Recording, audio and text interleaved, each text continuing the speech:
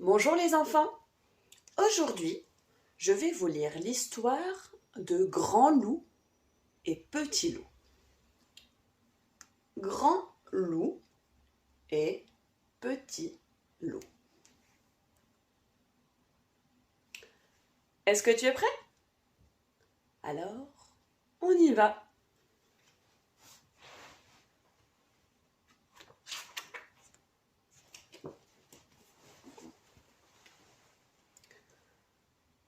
Depuis toujours, Grand Loup vivait là, seul sous son arbre, en haut de la colline.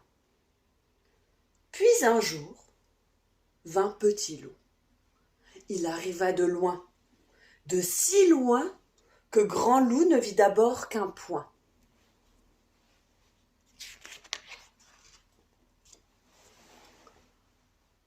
Petit Loup approchait. Grand Loup eut peur soudain qu'il soit plus grand que lui. Petit Loup commença à gravir la colline, et Grand Loup vit qu'il était petit. Ça le rassura. Il le laissa grimper jusqu'à son arbre.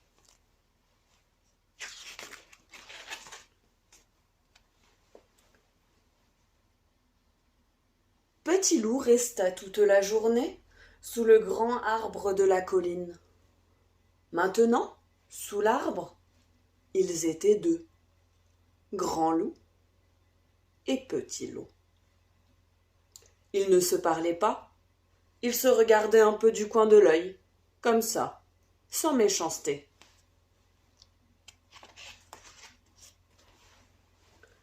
Vint la nuit. Petit Loup restait là. Grand Loup trouva que, quand même, il exagérait bien un peu. Quand Grand Loup se coucha, Petit Loup se coucha aussi.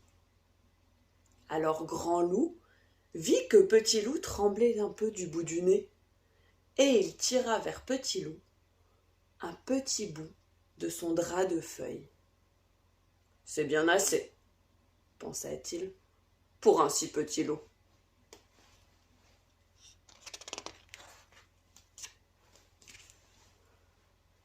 Le matin, Petit Loup était encore là. Comme chaque matin, Grand Loup grimpa aux branches pour faire ses exercices. Petit Loup grimpa aussi.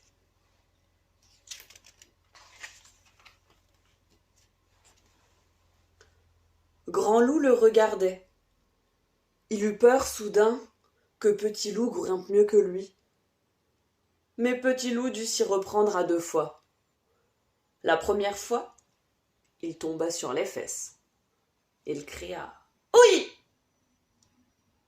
Puis il recommença. « Il est courageux, ce Petit Loup !» pensa alors Grand Loup.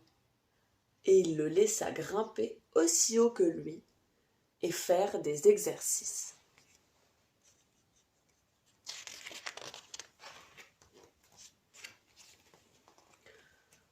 Avant de redescendre, Grand Loup cueillit des fruits pour déjeuner.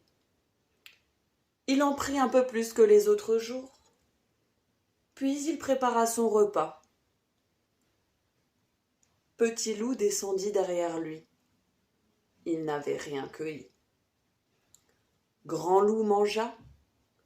Il poussa une assiette avec quelques fruits vers Petit Loup, et Petit Loup mangea.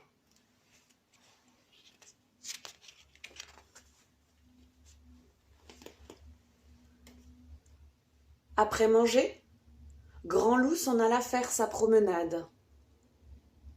Il descendit la colline, puis il se retourna. Petit Loup était resté sous l'arbre. Grand Loup sourit. Petit Loup était vraiment petit. Il traversa le grand champ de blé en bas de la colline, puis il se retourna. Petit Loup était toujours sous l'arbre. Grand Loup sourit. Petit Loup était encore plus petit. Il atteignit l'orée du bois et, une dernière fois, il se retourna. Petit Loup était toujours sous l'arbre, et il était si petit à présent qu'il fallait vraiment être un grand loup pour savoir qu'il était là, ce tout petit loup. Une dernière fois, Grand Loup sourit, puis il entra dans le bois pour continuer sa promenade.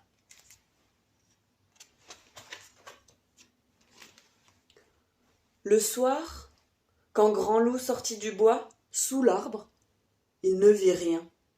« Bien sûr, je suis trop loin, » se dit-il.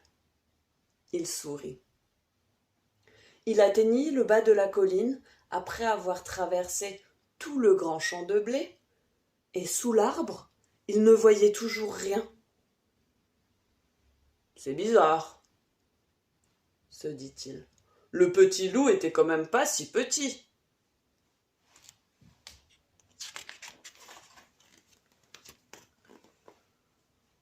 Pour la première fois, il se sentit inquiet. Il remonta la colline bien plus vite que les autres soirs. Sous l'arbre, il n'y avait personne, ni grand, ni petit. C'était comme avant, sauf qu'à présent, Grand Loup était triste.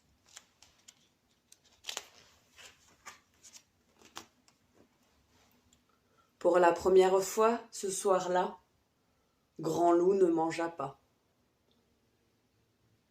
Pour la première fois cette nuit-là, Grand Loup ne dormit pas. Il attendait. Pour la première fois, il se disait qu'un petit, même tout petit, ça prenait de la place dans le cœur. Beaucoup, beaucoup de place.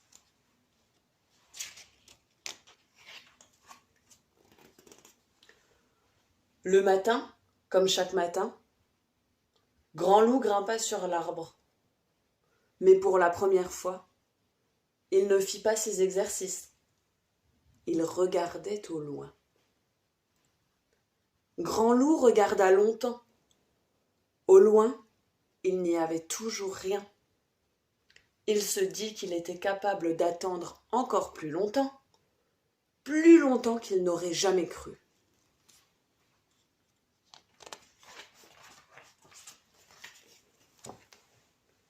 Puis, à force d'attendre, il se mit à penser à de drôles de choses. Il se dit que si le petit loup revenait, promis, il lui laisserait un bout de drap de feuille un peu plus grand. Et même beaucoup plus grand. Et une assiette plus pleine. Et même que, peut-être, il le laisserait monter plus haut que lui et faire tous ses exercices. Même ceux qu'il était le seul à connaître.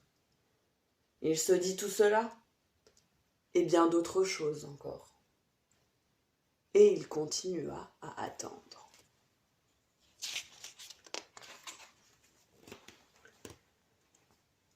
Et puis là-bas, il y eut un petit point. Mais un point si petit qu'il fallait être lui, Grand Loup, et avoir attendu autant pour penser que là-bas, quelque chose approchait. Son cœur battait de joie. C'était la première fois. Là-bas, le petit point grandissait. Pourvu que ce soit lui, ce petit, se disait Grand Loup. Et aussi, même s'il est bien plus grand que moi, tant pis.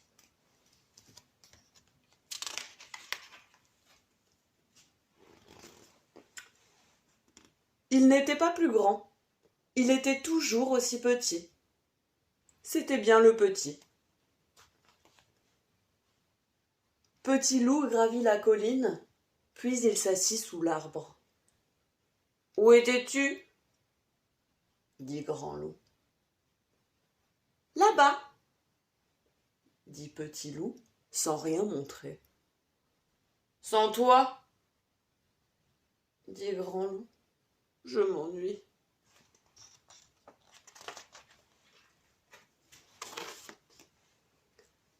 Alors Petit Loup s'approcha du Grand Loup. Il dit : « Moi aussi, je m'ennuie. » Et il posa sa tête doucement sur l'épaule de Grand Loup. Grand Loup se sentit bien. Toujours, à présent, il y aurait le petit. À bientôt les enfants!